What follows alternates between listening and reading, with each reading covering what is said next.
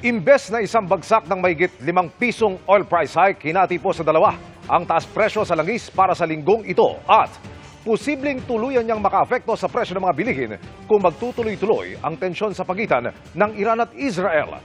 Nakatutok si Sandra Aguinaldo.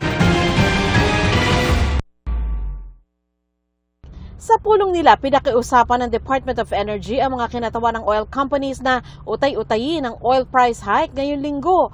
Dapat ay papalo ito 5 pesos higit pa para sa litro ng diesel at mahigit 3 piso sa litro ng gasolina. Pero sa pulong, pumayag ang may 12 kumpanya sa hiling. Bukas ang unang bagsak ng oil price hike para sa linggong ito na 2 pesos at 60 centavos para sa diesel at 1 peso and 75 centavos sa gasolina.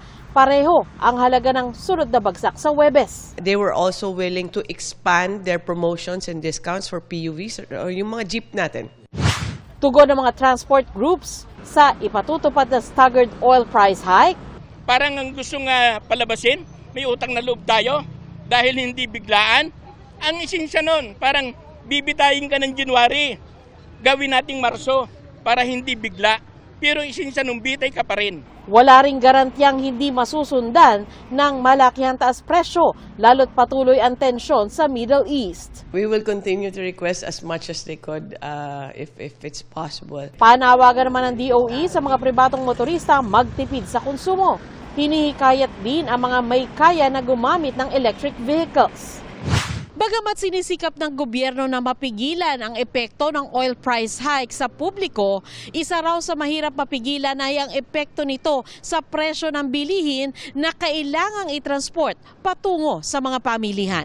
Si Jennifer, naghahanda na sa epekto ng oil price hike sa presyo ng kanyang panindang isda. Bukod sa langis na ginagamit sa pagpapatakbo ng maraming bangkang pangisda, kailangan din na langis sa delivery ng anumang produkto. Tulad ng diesel, tataas siya. Siyempre, tataasan din kami ng singil sa amin. Nag-a-adjust din kami ng konti din sa, sa paninda namin. Naghahanda na rin ang Philippine Amalgamated Supermarket Association.